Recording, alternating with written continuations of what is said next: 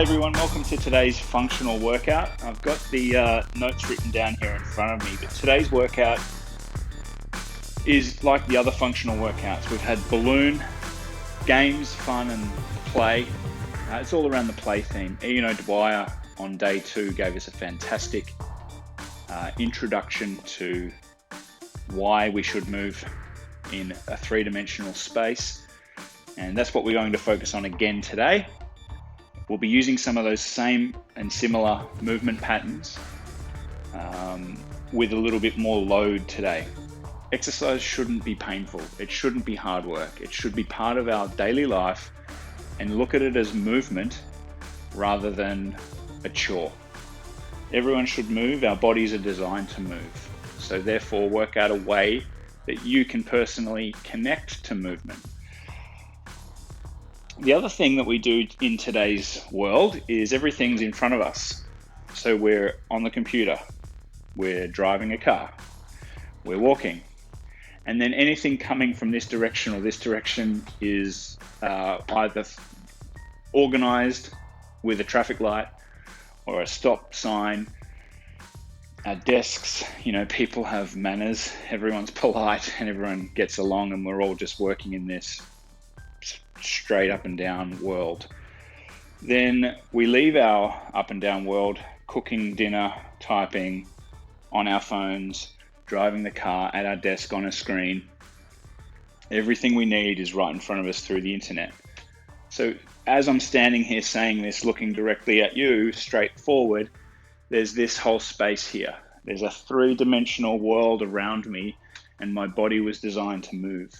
Our brain actually gets bored from straight forwards and backwards.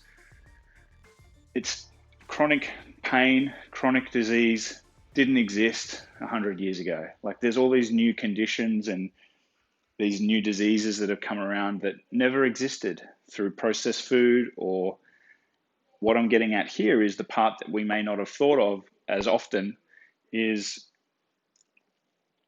the fact that our brain is wired to move in a three-dimensional world. And while we may think that functional training is all about mountain climbers and sit-ups or full barbell press, it's still in this world. It's still here. I'm still moving in this plane of motion, straight up and down the sagittal plane. Brain gets bored. Brain says, I need more. Brain makes up a mixed message. I'm in pain. I need something new. Give me variety. Let my tissues slide across one another and I will be healthy. Now, there's no saber-toothed tigers chasing us around. There's no alarm bells. So we need to get creative in our instruction and the way that our body was designed to move. Now, a bit of that is to treat your body like a big pump or a ball that's held together in a tensegrity model. So if it's like little sticks and elastic bands and you open it up and you let it go and it sort of compresses back down, open and compress in this sphere, like those kids' toys that open up and come back together, open up and come back together. That allows fluid to get in and out of the cells, allows muscles to slide over one another. And that lubrication of the joints and the lubrication of the fascia and having all this stuff working in and amongst and over and within itself is just what it's designed to do. So therefore, it doesn't need to be heavy because you're focusing on getting these things sliding over one another. That's the focus. Now, if you did get to the point where you can move in that direction efficiently and safely, that's when you start focusing on other components of fitness like speed or strength. So the rule is, if you can't move it, don't load it. Or once you go slow, then you go fast. So today's moves may be a little bit slow, or they may not include a weight. That's completely up to you. Just some principles there that sort of lay the foundation of functional exercise. So we've linked motion and emotion there. And I may refer to things as your bubble.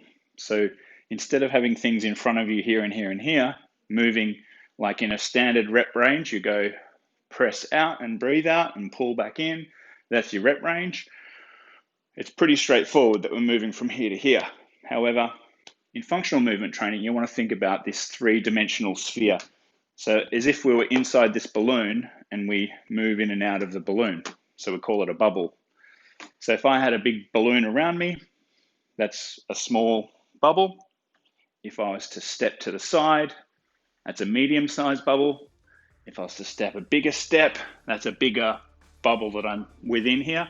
I can step and reach, which is a bigger bubble. Or I could step this way. It's the same sphere that I'm within here. Now you would want to step a long way out if you didn't have any weight. But if you're holding two heavier kettlebells or a Y-bell, for example, or two for that matter, these are medium, so there's about 8 kilograms each. Stepping it, so I've got 16 extra kgs here.